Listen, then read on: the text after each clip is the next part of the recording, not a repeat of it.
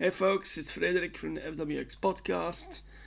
I want to talk to you about comic books, specifically those that are being adapted. And I think right now there is no bigger example than the Marvel Cinematic Universe. And in its entirety, it's very hard to talk about them in just one video. So I'm gonna do it one Marvel franchise at a time, because I recognize that Marvel is a huge franchise, but they have like several of them themselves within the cinematic universe. And the one I want to talk about is the Captain America franchise, because the other night I did see this one, Captain America Brave New World, and I'm gonna talk to you about that in a future video from now. But first I want to talk about this one, Captain America the First Avenger. And so, before I start that, I have to give you the disclaimer. With moments I will have weird pauses. I will also, and the reason for the weird pauses is because my text is on screen, and on occasion I might have to look something up. So the screen is gonna get brighter, I am gonna get brighter, and that you will see. Also, on occasion, I might swear, or maybe not. Sometimes it happens, sometimes it doesn't. And of course, I might flub a word, because sometimes there's tough words to read. Okay, but let's start off with this movie. We have Captain America, the First Avenger. Okay, let's start.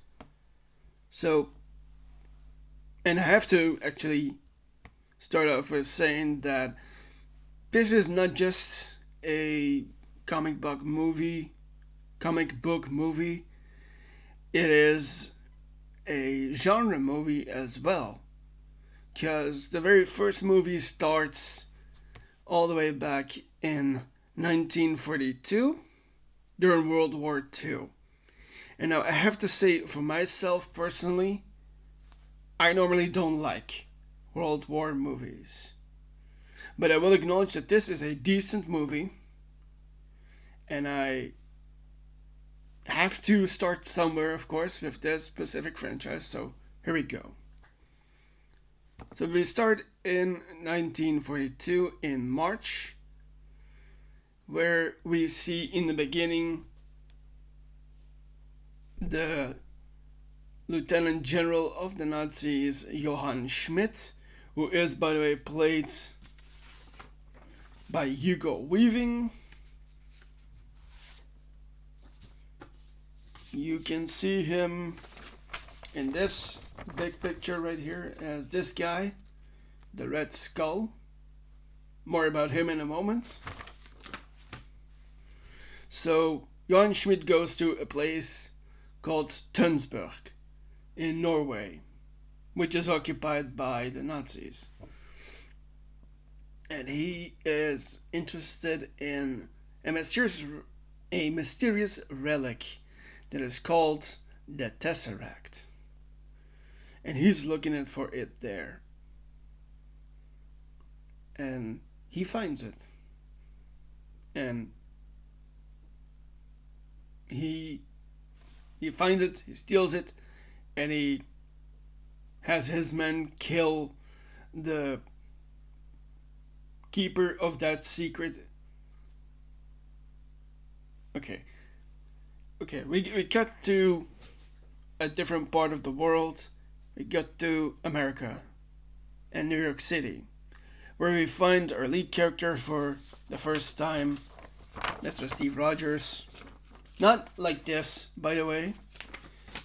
Before anything like that happened, Steve Rogers is a skinny, scrawny kid who really wants to enlist for the army, but he is rejected because of the condition that he is in, because he is small and because he is in poor health.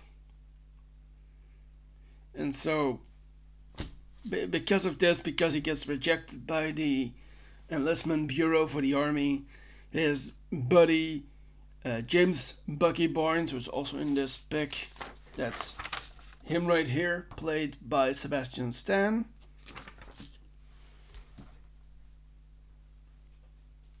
And well, there's more about him as well later. But Bucky takes Steve to the Stark Expo in New York. That is being held by another character of this movie, who is the father of the other famous. I bumped my mic there for a moment. Who is the father of another famous actor. I'm gonna rephrase. I said it wrong there. So, Howard Stark is the father of Tony Stark, who is a genius, and we learn a lot more about him in this franchise too, both Howard Stark and Tony Stark. But first, I'm gonna keep talking about. That was my phone. Don't bother. Anyway.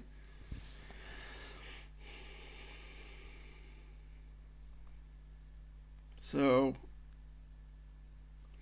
Bucky has taken Steve out to the Stark Expo to talk him up, to not be so down on himself because of not getting enlisted.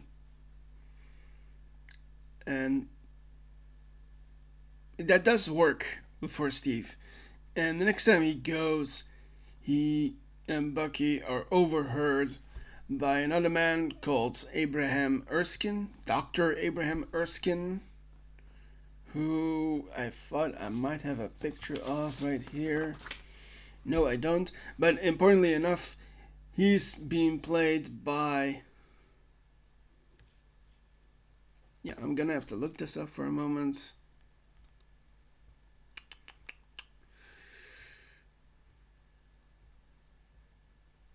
Ah, yeah. Stanley Tucci plays Abraham Erskine. And I've talked about Stanley Tucci before in Conclave, the episode I did on Conclave. So, Bucky is taking Steve to the Stark Expo to talk him up. Next time that Steve goes, he is overheard by Dr. Abraham Erskine, and they have a thoughtful conversation, and Dr. Erskine understands that it's not what you can do if you are of a different form, if you are taller or stronger or have more courage. Although partly it is about courage, it is about being full of integrity and willingness and the ability to facilitate yourself in a way that is for a greater cause. And so Steve gets recruited into a part of the US Army that will make him more like the others. He is recruited into the Strategic Scientific Reserve, and he becomes part of an experiment to create a super soldier. And this is under the command and organization of four very interesting people. That is Erskine himself, you got Howard Stark, you got Colonel Chester Phillips, who is being played in this movie by Tommy Lee Jones, and you have MI6 agent Peggy Carter, who is being played by Hayley Atwell in this movie, and that is her right here. Okay. And at first, Steve gets a bit of training in the army where he shows that, yeah, I'm not like the rest. I'm a little less physically impressive. I'm not physically impressive, exactly, but it does show that he has the guts and the courage and the integrity to do stuff. And during a training exercise, he proves this by selflessly jumping on a grenade, protecting everyone but himself. And so we cut to more of the program and the experiments where we have Erskine revealed to him that he used to be a scientist for Johann Schmidt, the Lieutenant General of the Nazis, who's also, by the way, the leader of a faction called Hydra, which we will learn more about in both this movie and the next couple of ones, because Hydra is a major faction in the MCU and also in the comics, coming from the comics, of course, only retooled into the adaptations of the MCU to make it be more current and relatable to us as viewers. Okay, and so we get to the experiment where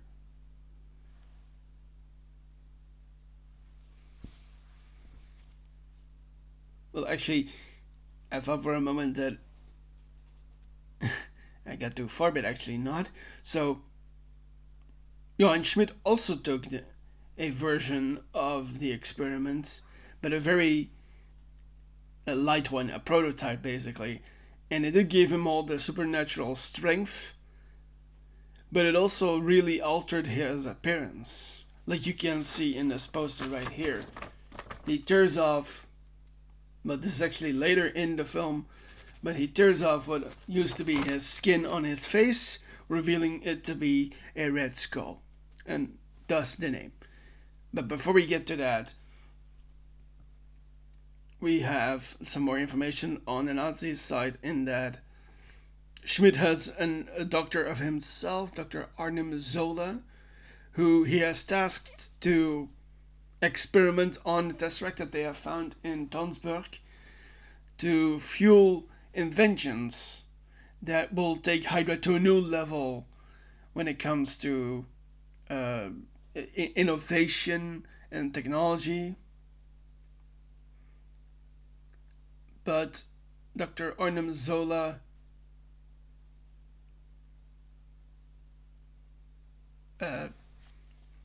is a little wary about all of this too, despite being in the same camp.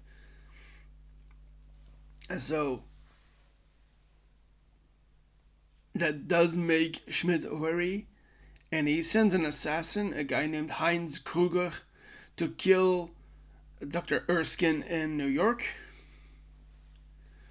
And back in New York, we come back to New York City, where Steve Rogers is put through the supersoldier treatment, which injects him with the formula, with the newer version, because this is an upgraded or updated version of the prototype that Schmidt used on himself.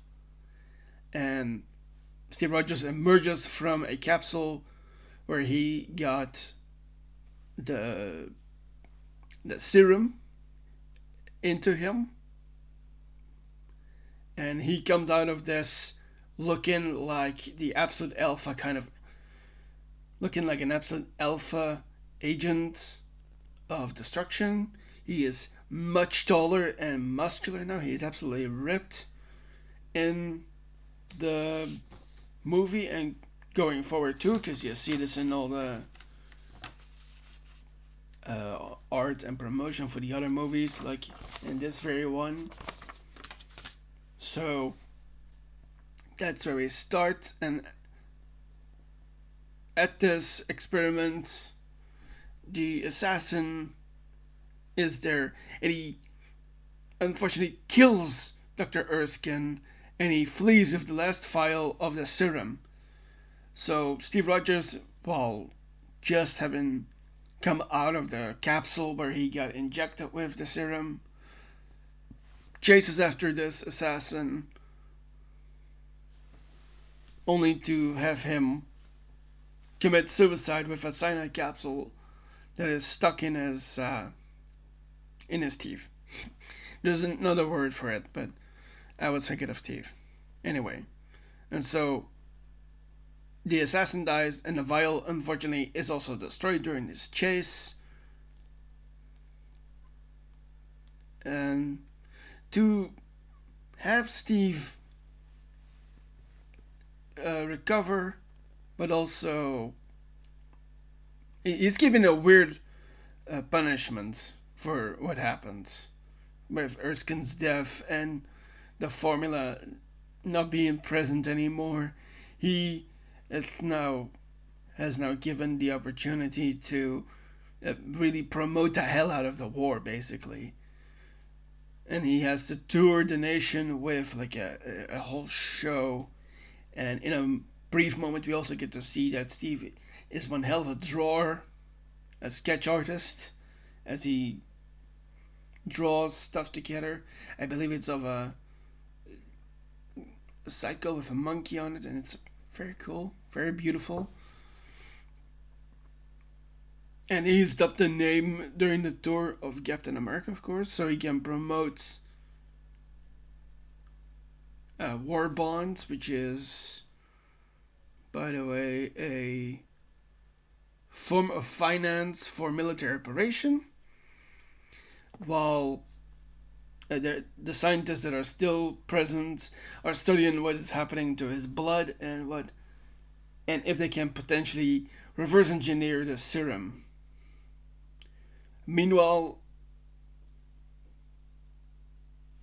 we get Steve to the front line in Italy, which is a year later now at this point, in 1943.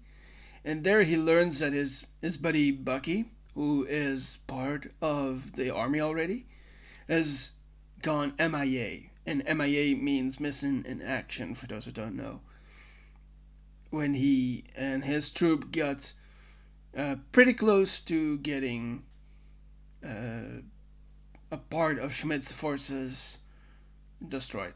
Yeah, that didn't make a lot of sense as sentence, but you know what it means. They got close and they got, I wouldn't say obliterated. They got. I'm making a whole lot up here, or rather, misinterpreting and missaying stuff. But the point is that they get captured. Yes, and so Steve has decided that I really don't want to do all this promotion stuff anymore, and he starts to work with Peggy Carter and Howard Stark to basically rescue Bucky and his group, his unit. There's probably the proper military organization name for it, like a battalion or a troop. Yeah, there's a proper name for it, but I don't know it. So anyway, and so the three of them mount a rescue, and Steve gets into Schmidt's place, the Hydra leader, where he gets to free Bucky and the other prisoners. And this is the moment where Johann Schmidt, Hugo Weaving's character, to really show off what has happened to him.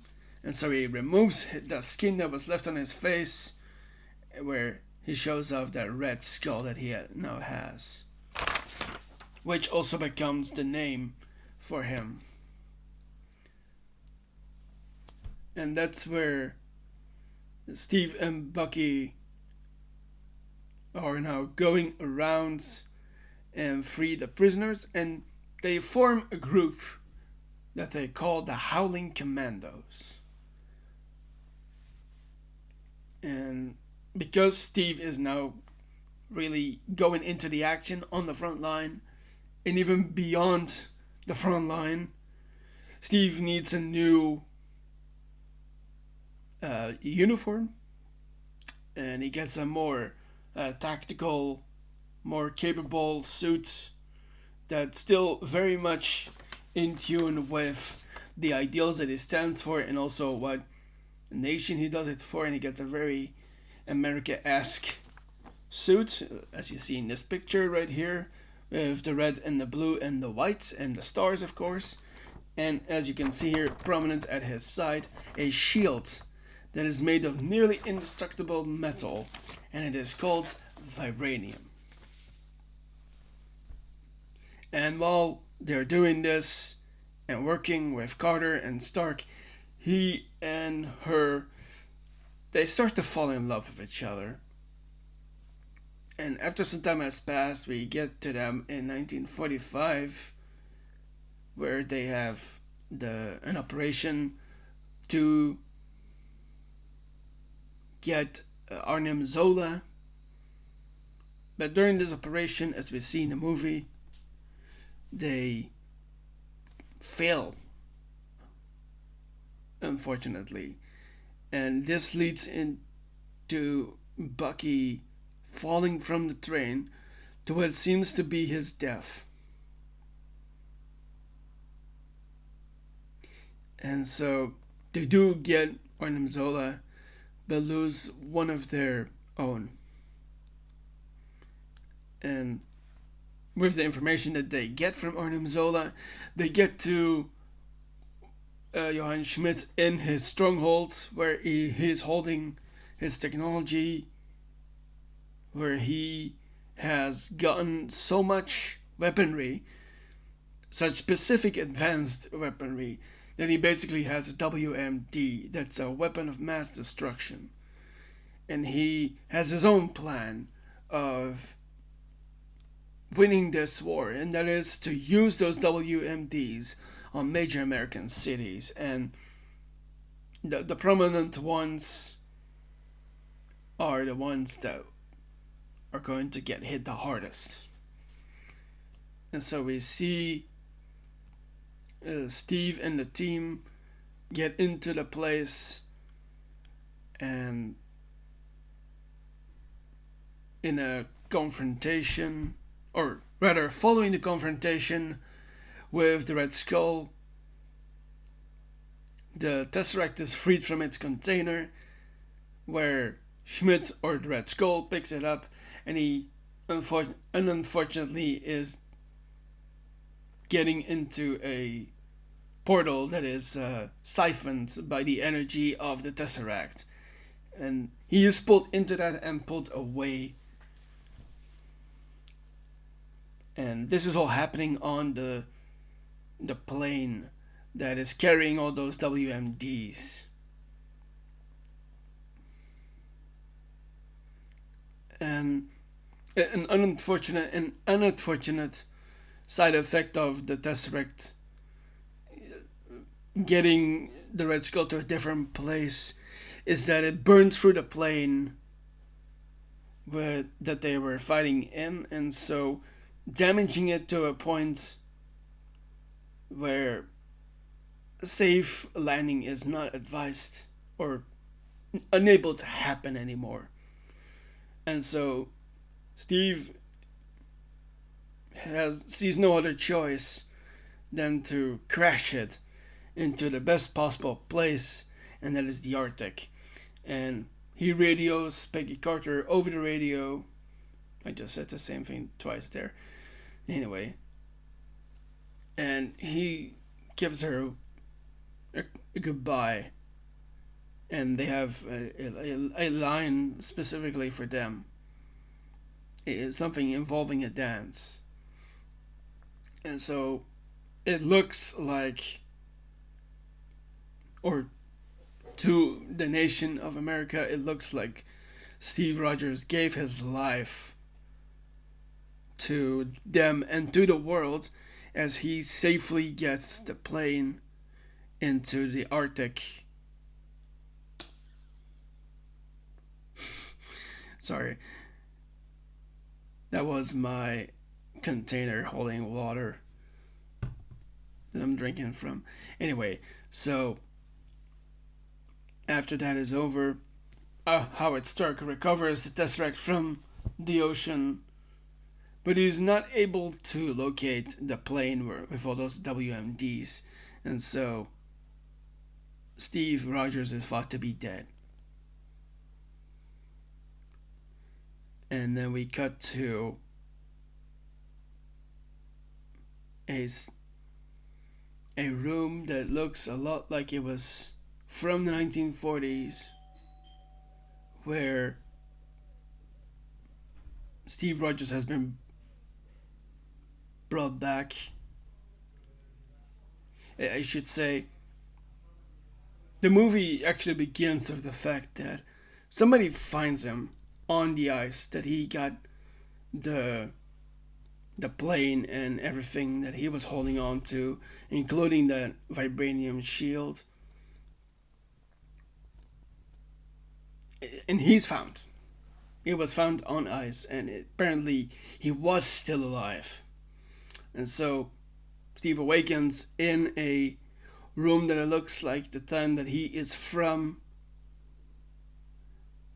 including the broadcast of a radio that is telling about a baseball game that he had been to in 1941.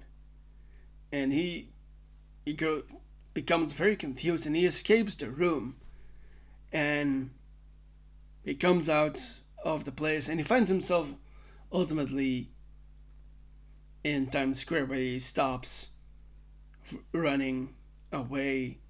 And here he is stopped by big black vans, like big government vans, and out of one of those, the shield director, who was a guy named Nick Fury, who is played by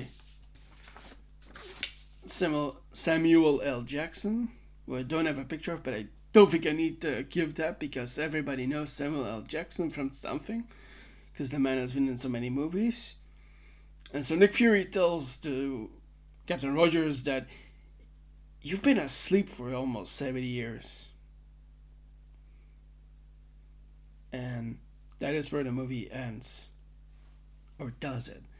Because I have to mention here that Marvel does this thing where they do a kind of little extra expositionary info after the credits.